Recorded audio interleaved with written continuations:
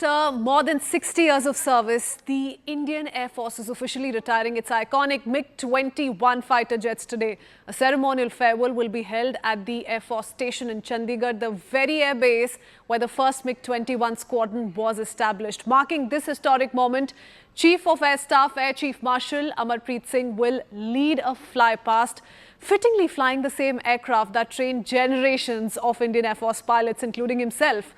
The Russian origin MiG-21 was inducted, remember, in 1960s and went on to play a crucial role in multiple air operations over the last 6 decades. Its final sortie today symbolizes the end of an era in Indian military aviation. We get you all the details in this report. Take a look.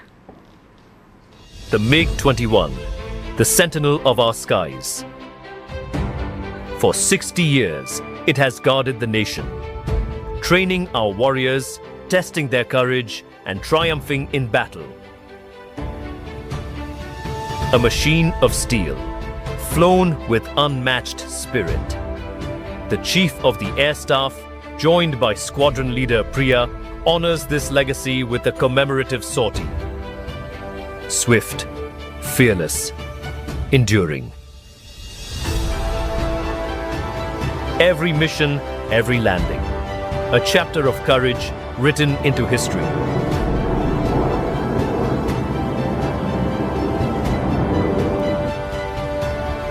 A legend bows out, saluted by generations.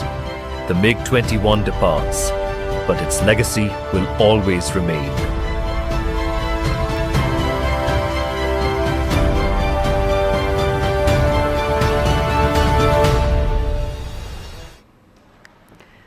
Okay, let's talk all about MiG-21s. We're going to give you a lowdown on what comes with this brilliant machine. MiG-21 maximum speed 2,237 km per hour. If we talk about the service ceiling, which is the maximum altitude at which an aircraft can maintain a minimum rate of climb of 100 feet per minute under standard atmospheric conditions, that is 17,800 meters. The range is 1,210 kilometers. Rate of climb, which is the vertical speed or how quickly it increases its altitude, is 44,280 feet per minute. And armament up to 6 short-range air-to-air missiles. That's the capability it carries. As far as crew is concerned, can only accommodate single seat. That's as far as features go. Now let's go a little into the history of MiG-21. First flight in 1955, entered service in 1959. Most produced supersonic fighter with over 11,500 units produced and served in more than 50 nations. Was involved in the Vietnam Middle East conflict too. Became the backbone of the Indian Air Force and widely hailed as the workhorse of India's air defense. Then it played a crucial role starting from 1965, then to 1971 war, Kargil, Balakot airstrikes as late as 2019 and of course earlier this year in Operation Sindoor. Let's take this conversation forward, talk all about MiG-21 with Air Marshal Ravi Kapoor, who's former Air Officer, Commanding-in-Chief CAC Indian Air Force. Good morning, sir. Hope you're doing well. Air Marshal Ravi, this is a historic day in so many ways. It's almost the end of this very significant chapter that fighter pilots in the Indian Air Force have had close to their heart for years at length. What is the first thought that comes to your mind, Air Marshal? And I'm asking this to everyone we're connecting with today when we talk about MiGs or give a tribute to the MiG-21. I think it's extremely nostalgic. I have flown most part of my career on MiG-21s. It was my first love. It will remain my first love. You know what feeling you get when you lose your nearest and dearest one is the similar feeling I'm getting today as this beautiful machine flies into sunset, having done yeoman service to the Indian Air Force and to the nation. And more particularly, an aircraft which has been part of history of Indian Air Force, which is going to be 93 years young on 8th of October. It has served for 62 years. That means more than 2/3 of the Indian Air Force history is somewhere woven around this beautiful machine.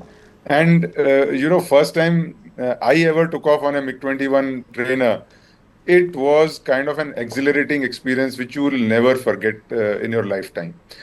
And so I think it's extremely nostalgic for thousands of us who have been associated with this aircraft and with those people who maintained it, who serviced it, and they kept it in a great shape for Indian Air Force. And like you said, it has contributed in every conflict starting 1965 to Op Sindoor.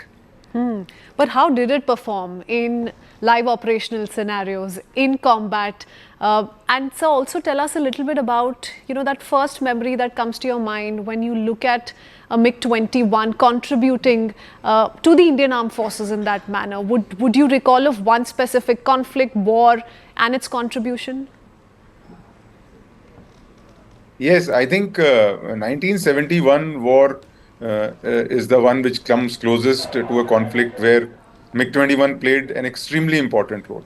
It actually created that air superiority in the east, and it allowed the Indian Air Force to fly completely without any resistance from Pakistan Air Force by constantly hitting Kurmitola, Tejgaon, which are near Dhaka, giving the support which was required for Tangail airdrop or for Meghna crossing, and even the final, the 14 December attack when the meeting was taking when MiG-21 mission did a rocket attack, and that is the end of 71 war. So I think one war that has been characterized or which has actually been driven or culminated because of MiG-21 has been 1971 war.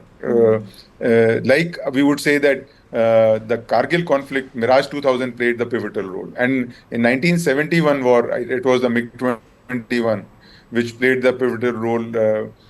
Some Pakistani writings say that F-86 Sabres were told not to engage with MiG-21. So that is the kind of fear that was, spread because of the capability and, most importantly, ingenuity and training of the Indian Air Force. That is something that comes to my mind first when we talk about MiG-21. A lot of, Marshal Kapoor, a lot of fighter pilots who've had the chance to fly the MiG-21 say it's a beautiful machine. The moment you're in there, the experience is surreal, and you've echoed something on similar lines. But they also say it's a demanding machine. It's a demanding fighter jet. Why do they say that in particular? And also come in a little bit here on the criticism it's had to face.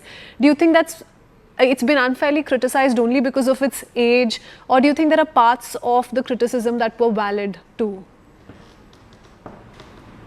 The first thing that comes to my mind is, MiG-21, very sleek, built around an engine, and a place was created for the pilot in the cockpit. So it's a very sleek, very strong machine, and the funny part is it was created for the Russian conditions of frigid and cold, and so it has only three temperatures: hot, hotter, and hottest. And so that was one part. But the most demanding part this machine has is that it was planned to be an interceptor, high-level interceptor, where it could climb rapidly to say 30, 40, 50,000 feet and take a shot on an adversary and come back and land. And so it was not meant to do, low speed, low level combat. So if you had height and speed in hand, this was a beautiful machine. It could tackle anybody. But the moment a pilot, came down low and low speed, it was a demanding machine, and it required real skills from a pilot. And so that is where the difference came. And when we changed over from Hunter to MiG-21 somewhere in early 80s, 80, 81, is the time we focused everything. The trainee would come from Kiran or Iskara, which was flying, which was taking off and landing at about 160, 180 kilometers per hour, to an aircraft which is taking off at 340 and flaring out at 330 kilometers per hour. It's a huge jump, and that takes a little bit of time. And so the kind of criticism that we have heard about MiG-21 has been primarily those where there were accidents, where Yeah. there were some pilot errors involved. But as any machine gets older, it is maintained to the best standards that are possible by the engineers and technicians in Indian Air Force. And There is no nobody's machine. beaten the MiG-21. I mean, 62, 63 Absolutely. years, that's a long, long time. Nobody's come that close, quite frankly. Marshal Kapoor, another thing I want to understand, since we're talking about the several qualities that came with this beautiful, surreal fighter jet, is also lessons for today's pilots. What do you think are still those relevant lessons for today's pilots and perhaps aircraft designers as well? Lessons from operating a MiG-21. Oh, there are many lessons. Today's aircraft are built around technologies. This aircraft was built for pure flying. This required flying skills. Today's aircraft with so many technologies and so many, services which are available are much easier to fly, where the concentration of a pilot is on system maintenance, management, and air situational awareness. This aircraft was built for basic, when you say seat of the pant flying, it demanded huge amount of piloting skill, and that is the difference. And when you talk about, I commanded a training squadron in Tezpur in 2003, and we had 25 to 26 aircraft. We could maintain it. We had more than 75% serviceability throughout, not a single accident incident. So today's fighters are completely in a different kind of zone. This fighter was built for a specific purpose, and it did brilliantly in that. Uh, what today's pilots can take away from this is the importance of flying skill. Your systems can fail, but Yeah. your skills can never fail you. And so it is very important for pilots today to continue building their flying skills, to cater for those conditions when the aircraft really challenges you, in certain conditions. And so that is the biggest lesson I would take. And second is the kind of situational awareness one had to generate because of lack of systems. And so these two things are very, very important for pilots to learn as they go on to the modern machines, which are very, very sophisticated and which have many more systems on board which are integrated. And Marshal Kapoor, the passion with which you're talking about the MiG-21 goes on to explain why we're seeing several fighter pilots, Indian Air Force officers like yourself, all teary-eyed while recalling the contributions that this machine has made to the Indian Armed Forces over the last 6 decades. Thank you so much, sir, for sharing all those beautiful stories and takeaways with us on CNN News 18. Thank you very much.